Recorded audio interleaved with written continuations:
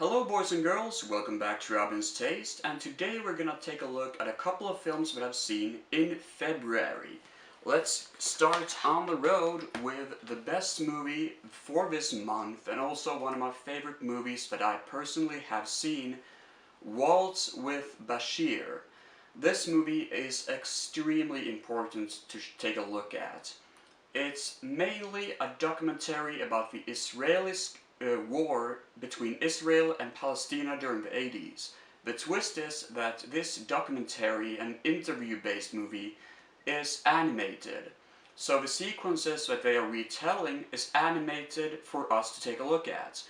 And it has a surrealistic, beautiful tone to it, combined with its gritty and destructive message of showing how things actually used to go back in the war. Now, I knew nothing about the conflict, absolute zero, it is embarrassing really, but this movie is very educational and a masterpiece. One of the worst movies I've seen this month, and also one of the worst movies I've seen forever, is a movie known as Hawkeye from the 80s. The entire film was on YouTube, and it was a shame that it even existed there so I could see it, because never before have I seen a movie so destructive in cinematography and storyline. It's like we just framed up a camera like I've done right now and improvised some random shit that the main character is gonna say, and he behaves like a 6-year-old kid in a 30-year-old man body. It is absolutely horrendous. It's not even so bad that it's good, I just sat there in shame. I skipped the last 10 minutes of the film, but I can safely say that it is the worst movie I've seen so far, and it's almost worse than Left Behind, and by God that movie is shit. Moving on with Backcountry. Now, this movie is a piece that you have to take a look at. It's mainly inspired by real-life events of how a couple was lost during a hiking episode in a gigantic, open, natural reservoir, or whatever you call it. Now, they happen to walk on the wrong path and they are forced to sleep in the forest without food, without water, and kind of survive by their own.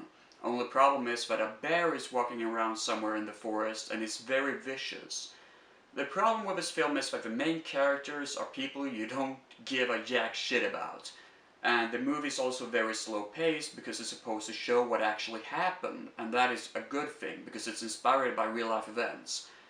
The good thing is also that you never see a scene with a bear that you think, oh shit, like that was gonna happen.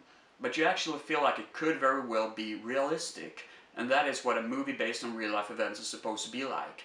This is a very violent film. Very nasty. You'll see shattered bones. You'll see an eye that actually pops out. It is so fucking disturbing, to be honest. And that is the reason why I give this movie a really good rating. Then we got Prisoners. This is a movie you're worth to check out. It's mainly the movie The Vanishing, starring Jeff Daniels. No, that's not it. Never, Jeff Bridges, that's the guy. It's mainly that movie from the 90s, but in modern day, it's a bit longer and it tells a different story. Mainly it's about a father who figures out that his kid has been kidnapped. He finds a guy who we think is the kidnapper, take him to an area and beat the shit out of him just to find out where the kids are, if they're alive, etc, etc. While the cop is trying to find out the truth of what really is going on. And this movie works perfectly. It is rather long, it's 2.5 hours long, but it works great in keeping the pace up. It's not one of those movies where you think it could have cut them down a lot of moments. No, because this movie is really important, and it's fan-fucking-tastic. The guy who directed this movie is gonna direct Blade Runner 2, and that is a movie I look forward to check out. Then we got John Wick. Now, I was not expecting this movie to be any good. I heard great stuff about it, but I was kind of not really there for watching the movie, but I checked it out anyways, and I was hooked. This movie is spectacular. It's a damn good action thriller movie, very character-based regarding the main character, John Wick, and it's one of few movies that could work fantastic with a sequel. It's actually getting a sequel now, and I'm very interested in checking out how that movie will end up being. If it's gonna run on cinema, and the local cinema here, I'm actually gonna check it out there, because I love this movie. It's really damn good. The last movie I want to talk about is Deadpool. Before I head into this review, I want to talk about a Facebook group, mainly called the Frameaholics. I love those guys, they're really good. They have a YouTube channel as well, you can subscribe to it down below. The only thing I want to mention to you guys is that they can occasionally spam a lot of stuff, because there's a lot of people in the group, of course, and they talk a lot of good stuff about Deadpool. So eventually I saw the movie, and I can't say that I totally loved it. I mean, the character is there, the violence is there, but I just feel like the actual movie is half done.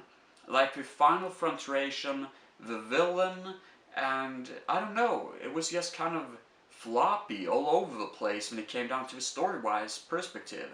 It's completely different from other Oregon superhero stories, and that's kind of what I like, but I can't say that I totally love it. It's more like an average superhero film. Nothing I hate, nothing I love, it's just there somewhere, but it's a good movie to check out in the cinema, and it provides a lot of good laughs. Anyways, that's my review update for February. Take care everybody, goodbye.